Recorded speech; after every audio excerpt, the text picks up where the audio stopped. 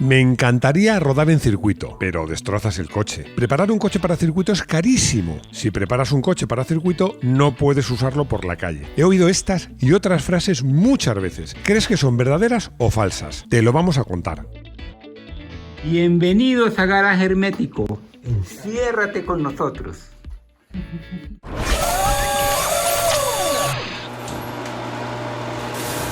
Rodar en circuito no solo es divertido, es muy recomendable. Ya sabéis que yo soy motorista, me gustan las motos y los coches, pero hay una cosa que me sorprende, que algo tan habitual entre los motoristas y los moteros como es rodar en circuito para pasárselo bien y para mejorar su conducción, es mucho menos habitual, muchísimo menos habitual entre los conductores de coche. Tiene su explicación, tiene básicamente dos explicaciones, que una moto, incluso una moto de turismo, en el fondo está más preparada para rodar en circuito, ¿no? Pesa menos, tiene en proporción mejores suspensiones, frenos, sufre menos, digámoslo así. Y luego hay otra cosa, para mí la más importante, que prácticamente todo el mundo que va en moto, sobre todo en motos de cierto nivel, son aficionados. Y prácticamente todo el mundo que va en coche son usuarios. Y de esos usuarios hay una parte que son aficionados, pero es solo una parte.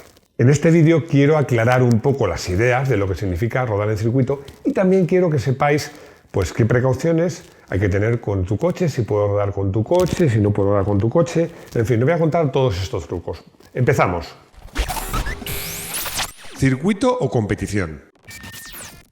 En este vídeo no vamos a hablar ni de carreras de coches ni de coches de carreras. Vamos a hablar de rodadas. Es cierto que esto puede ser un primer paso para al final, oye, te gusta, vas progresando y al final decides correr en carreras federadas, serias, competidas, pero hoy este vídeo va solo de rodadas, de rodar en circuito, no de competir. De eso, de lo que cuesta competir, ya hablaremos en otro vídeo. Para los carreristas, para los que nos gustan las carreras y vamos a las carreras, que sería mi caso, pero para todos voy a lanzar un poco una primera advertencia. Los que van a las rodadas no son ni macarras, ni poligoneros, ni fantasmas que van a presumir de su coche. Bueno, pues los habrá, como hay de todo, en todas partes. Pero os digo una cosa, la gente que va a las tandas tiene un nexo en común entre todos ellos y entre la gente que no gustan las carreras. Son verdaderos aficionados a los coches. En todo caso, no te asustes. Es verdad que en las tandas puede haber piques, que deben ser piques sanos, pero no es una competición donde hay que ir al límite. Eso reduce la agresividad y, por supuesto, el riesgo. Y hay algo que para mí es lo más importante de cuando hablamos de rodar en circuito, no en carreras, sino en tandas y probablemente con nuestro coche. Rodar en circuito no equivale necesariamente a tener que ir absolutamente al límite y hacer tiempos. Yo, cuando hago de monitor y entra gente por primera vez a un circuito, le digo, no tengas la presión de que es un circuito, piensa que es una carretera donde no hay camiones, donde no hay coches de frente, donde no hay trampas, donde no hay peatones, donde no hay radares, y tómatelo así y quítate presión. Cuando entramos a un circuito hay distintos niveles. Yo he hecho 3 niveles y en cada nivel he definido cuál es el perfil, qué tipo de conducción tiene que hacer y qué preparación hace el coche. Pero antes que llegar a eso, vamos a entrar al circuito. En el circuito. Sea cual sea tu nivel, tu coche y tus pretensiones, sigue estas reglas. Primero, coche en perfecto estado. Está claro, revisado, sobre todo revisar los niveles, aceite, líquido de frenos, porque de las presiones os hablo ahora. Presiones adecuadas, siempre más altas porque la exigencia del neumático es mayor y la deformación es mayor. Si vamos a una presión baja, el neumático se deforma más y vamos a morder por los laterales, lo que se llama el hombro del neumático, lo que está entre la banda de rodadura y el perfil. Eso lo destrozas si llevas una presión baja en circuito. Y tú me dirás, vale, presiones adecuadas, ¿y cómo sé cuáles son? Tienes 3 opciones. Una, generalmente en las tandas, en las rodadas, suele haber un servicio de neumáticos que te suelen, aunque no le compres neumáticos o ni siquiera lleves neumáticos de tu marca, te van a aconsejar. 2, siempre te queda internet, consultarlo. 3, el organizador o bien gente que ande por allí, que tú veas que tiene más experiencia, que te pueden dar muy buenos consejos. Coche vacío. Y vacío es vacío. Saca todo, absolutamente todo. Yo vacío hasta la guantera. y por supuesto el maletero, porque todo lo que no quites va a ir dando golpazos de un lado a otro. Bueno, no digamos ya si vas algo por ahí suelto que se te puede meter bajo los pedales. Conductor en perfecto estado. ¿Qué quiere decir esto? Hombre, si vas a hacer una rodada el domingo por la mañana, yo que tú las copas del sábado las perdonaría. Casco obligatorio. Ojo, te digo un casco que no tiene que estar necesariamente homologado para competir en coches. Te puede servir un casco de moto. Todo el mundo, la mayor parte de la gente, usan cascos abiertos. Yo, que soy rarito, prefiero, bueno, el que tengo, que no es un casco del todo abierto ni del todo cerrado, pero que tiene un barbuquejo por aquí. Tengo manía, sobre todo en moto, de llevar la barbilla protegida. Ropa adecuada. No hace falta mono ni nada parecido, pero sí ropa razonablemente cómoda y, por supuesto, pues la necesaria. No te metas a conducir un circuito con un abrigo. Y lo más importante para mí sería el calzado. Tiene que ser un calzado que te coja bien el pie y que no tenga la suela muy gruesa. Y si tiene el tacón redondeado, el talón, mejor todavía. Gafas. Si hace sol, pues gafas de sol como esta te van a venir muy bien. Bueno, no hace falta que te diga que si tienes gafas graduadas, aparte de ser imprescindibles, te aconsejo que lleves un segundo juego, que es obligatorio para ir por la calle. Boxes. En un circuito donde se corre es en la pista, no en la línea de boxes. Es peligrosísimo, sobre todo en las tandas, que en algunos casos hay hasta niños por los boxes. Normalmente en competiciones nacionales la velocidad máxima está limitada a 60 km/h, pero en las tandas suele ser de 30 km/h. Respeta esa limitación. Adelantamientos. Yo esto siempre digo una cosa, que el circuito es como una pista de esquí, ya sabéis si sois esquiadores, y si no os lo cuento yo, que cuando vas esquiando y alcanzas otro esquiador más lento, la responsabilidad es tuya, del que alcanza al otro. Bueno, pues en una tanda no estamos hablando de carreras, ojo, que eso es distinto, ya lo contaremos. En una tanda, el que tiene que tener precauciones al adelantar, de no molestar o molestar lo menos posible, es el que alcanza a otro coche. Esto tenlo en cuenta, tanto cuando te adelanten como cuando adelantas tú. Porque a veces, si quieres dejar sitio, haces una maniobra brusca y puede ser más peligroso. Obedece. No te voy a decir que obedezcas a tu mujer o a tu pareja o a tu novio. No, tienes que obedecer a los comisarios de pista y a los organizadores, que te dan un briefing y te dicen lo que tienes que hacer en cada caso. Hazles caso, porque de esto depende tu seguridad y la de todos. Y vamos ya con los 3 niveles de conductor que os he preparado. El eventual. El perfil del eventual pues es el de alguien que tiene un coche, quiere aprender un poco más, quiere aprender a conducir, quiere explorar un poco los límites suyos y de su coche, pero sin correr riesgos ni de accidentes ni de multas. Va muy de tarde en tarde, pongamos que, bueno, pues una vez al año. Quiere mejorar su conducción, no tanto quiere ir más rápido. No, la idea no es ir más rápido, sino ir más seguro. En cuanto a la conducción, te lo he dicho antes, no te agobies y no te metas presión, porque no se trata de hacer tiempos. Lo que sí es importante es saber las trazadas de cada curva y saber, por ejemplo, tener algunas referencias tanto de la trazada como de las marchas que tienes que utilizar y de los puntos de frenada, sobre todo de las frenadas importantes. Esto muchas veces en el propio briefing os diría que casi siempre, y si no, preguntad por ahí a gente que veáis que sepa, pero normalmente en el briefing os lo cuenta. Un consejo, para mí, en este nivel, nada de cronos, no lleves cronómetros, olvídate del cronómetro, tú tienes que centrarte en ir fluido, en seguir la trazada, en llevar la marcha adecuada, en frenar en el sitio justo, porque ya llegará el momento de hacer tiempos. En cuanto a la preparación en este nivel, facilísimo. Ninguna. Basta que tengas el coche bien puesto a punto, revises los niveles, vacíes todo y revises, muy importante, ya lo he dicho, la presión de los neumáticos. Tened en cuenta una cosa, eso sí. Los coches, incluso los deportivos, tienen los frenos pensados para una frenada de emergencia, no para conducción en circuito. Entonces, es la parte que más sufre. A lo mejor una buena idea, si vas a rodar en circuito, pues es que cambies el líquido por uno mejor y cambies las pastillas de freno por unas mejores.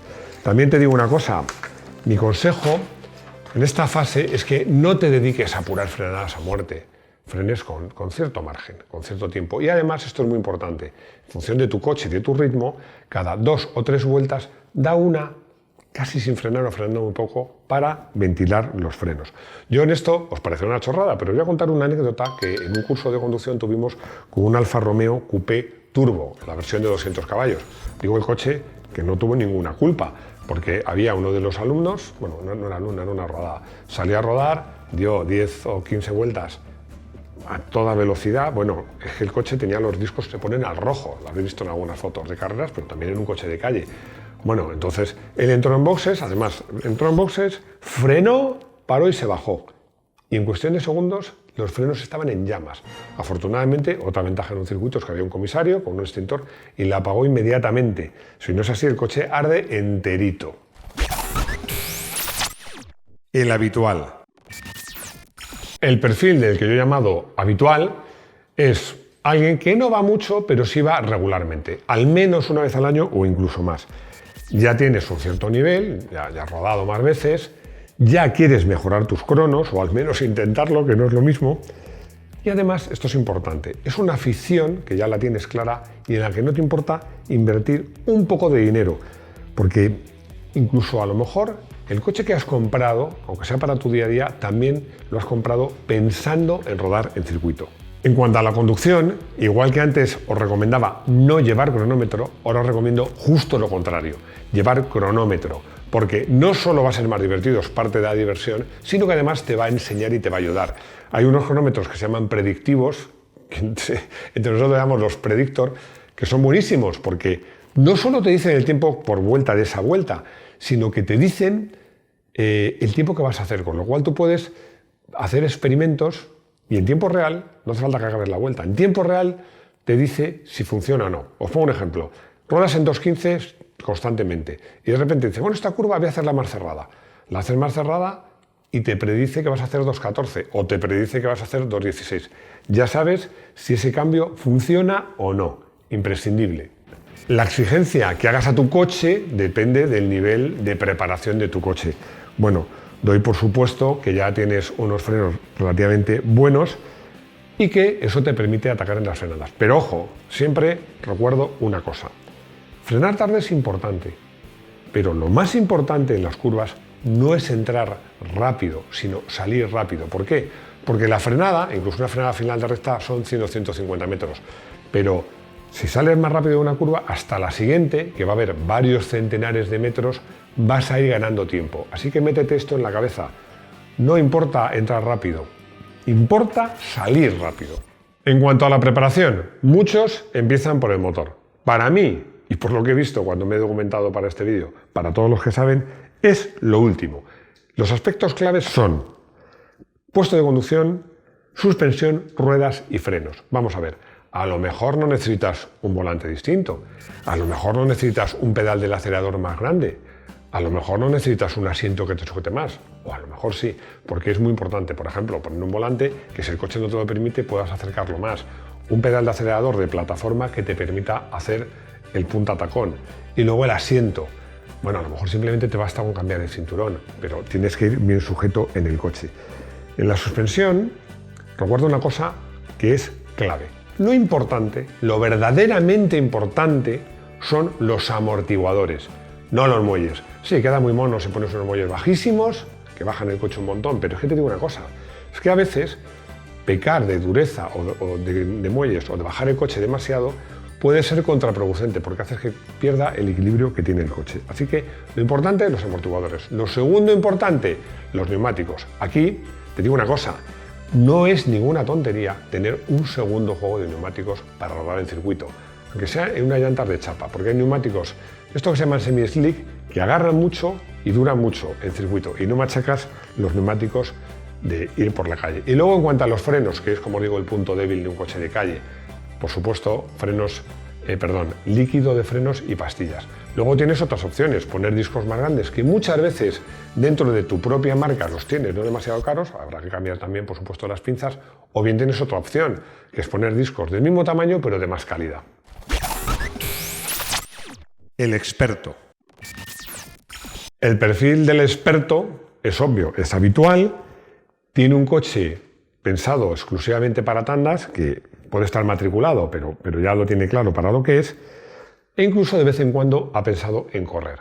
En cuanto a la conducción, bueno, pues te digo que sería lo mismo que el perfil del tandista habitual, pero con un poco más, nivel un poco más exigente, porque seguramente ya tiene amigos o conocidos, con lo que te mantiene algún pique, como te os digo, siempre con caballerosidad. Y por supuesto, en este caso sí, el cronómetro predictivo es imprescindible. En cuanto a la preparación, como os digo, entiendo que a este nivel ya tienes un coche pensado específicamente para andar, pero que puede ser matriculable o matriculado, que puedas usar por la calle, vamos. Pero ojo, aquí yo os digo que hagáis números, porque es verdad que tener un coche que no puedes rodar con él te impide ir hasta el circuito rodando, hay que llevarlo en grúa.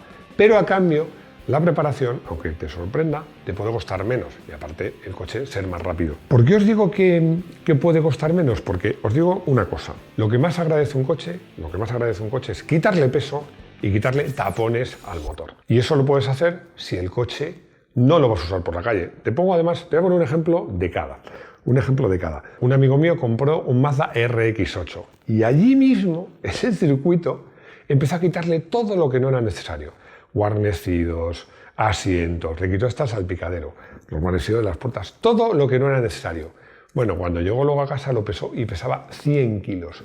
Y en cuanto a lo de quitar tapones, otro ejemplo que voy a contar, aunque es de un coche de competición, pero podía ser de calle, es que cuando corrí con un Renault Clio, 16 válvulas, la única preparación de motor que le hice, como en la copa había que llevar catalizador, pero en el campeonato que yo corría no.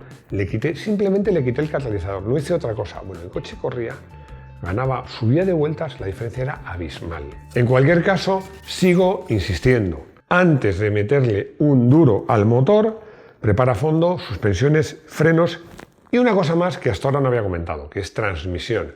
Es decir, la transmisión incluye el cambio, el desarrollo final, que lo puedes poner más corto, y el autoblocante, que lo puedes poner mejor o con un tarado más radical, sobre todo si es propulsión trasera. Aunque voy a contar una cosa, también de un coche de competición, pero que se puede aplicar a un coche de tandas, porque al final también quieres que un coche de tandas sea rápido. Cuando yo corrí con el Porsche 968, pues hablamos con un tío que sabía un montón, muchísimo, que para preparar el coche, y lo primero, bueno, pues vamos a preparar el motor porque daba 260 caballos, se podían ganar relativamente fácil 50, y él dijo, no, es mejor poner un desarrollo corto, un cambio cerrado, que ahora os explico lo que es, y un buen autoblocante. El cambio cerrado lo voy a explicar muy brevemente. En un coche de calle tienes que arrancar en primera cuesta arriba a plena carga y tienes que tener una sexta o la última marcha para rodar desahogada en autopista, pero en circuito no.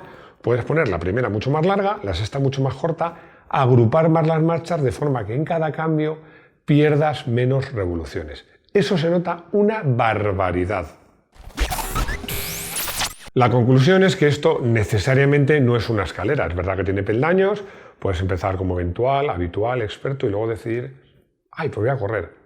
Puedes hacer eso o puedes quedarte en el peldaño que quieras. Lo que sí te garantizo es que te lo vas a pasar bien, si tienes cabeza no vas a romper el coche y vas a aprender mucho y vas a ser un conductor más seguro cuando salgas del circuito, por dos razones. Primero, porque sabrás más y segundo, porque ya saldrás más relajado, no tendrás esa necesidad de quemar adrenalina.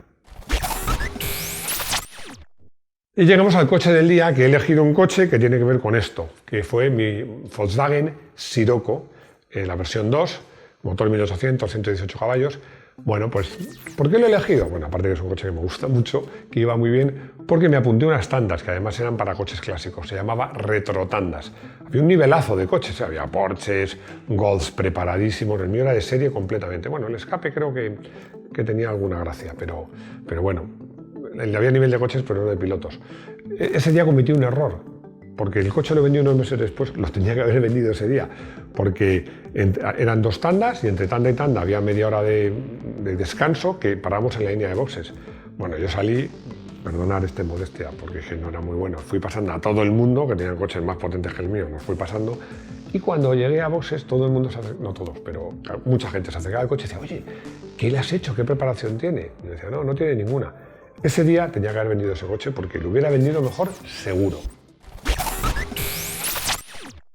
Os quiero recordar que hemos abierto un área premium de pago al precio más reducido que nos permite YouTube, 0,99 € al mes. Nos gustaría que nos apoyaseis para seguir produciendo vídeos con más calidad y a cambio os ofrecemos algunos vídeos extras, un poquito más íntimos y personales. Os van a encantar. Por supuesto no es obligatorio suscribiros. Seguiremos con nuestros 3 vídeos semanales, pero vuestras aportaciones son muy valiosas para el equipo de Garaje Hermético. Llegamos al consultorio que he elegido preguntas o dudas que tienen que ver con esto, porque Paco me pregunta que él cree que son mejores las llantas de aleación para circuito, que ve muchos coches con llantas de chapa. Vamos a ver, las de aleación son mejores porque pesan menos, pero lo mejor es tener unos buenos neumáticos. Mucha de la gente que ves con llantas de chapa es que lo que han hecho es que han dejado sus llantas super guays de 18 pulidas y tal para ir por la calle con neumáticos de calle y han comprado unas de chapa que de dimensiones pueden ser incluso igual, muchísimo más baratas, que no se va a notar la diferencia y que le permite poner neumáticos específicos para rodar en circuito. Amalio me hace una pregunta que me parece muy interesante y es si es necesario un cursillo para rodar en circuito. La respuesta es que no. La respuesta es que, te diría más, debería, pero no. Pero yo te la aconsejo. Además hay muchas tandas, yo diría que en casi todas, que la propia organización pone a tu disposición monitores para que se den unas vueltas contigo. Si eres novato, o aunque seas ya experto o habitual, vas a un circuito nuevo, es muy recomendable. No cuesta mucho, además incluso puede conducir tu coche, o si no quieres, él va a la derecha, pero te va a explicar la trazada, los claves, los secretos, la marcha. Es muy recomendable. Una buena pregunta. Espero que os haya gustado el vídeo, porque en este vídeo he contado como si empiezas siendo, pues, yendo a una rodada de vez en cuando, luego te haces habitual, luego te haces un experto y luego acabas corriendo. Pero también he querido hacer este vídeo porque hay quien sigue el camino opuesto. Pues ya ha corrido en coches, lleva tiempo corriendo y de repente dice, es que a mí la tensión de la competición, el lío, el dinero, a mí lo que me gusta rodar en circuito. Yo cojo un coche, además puede ser un coche pues, clásico, yo un timer o con unos años, le preparo por 4 perras y ya tengo un coche para matar el gusanillo. Me parece por eso que este vídeo es especialmente interesante para los que empiezan y para los que acaban, como podría ser mi caso. Espero que os haya gustado, espero que nos deis un like, espero llegar pronto al 500.000 para celebrarlo por todo lo alto y ya sabéis las 4 cosas con las que acabo. No deis el stop todavía, que es vídeos de motos en Moto1 Pro, que estamos en redes sociales, que tenemos podcast los lunes y ya no sé qué más, pero bueno, vosotros sí que lo sabéis. ¡Hasta pronto!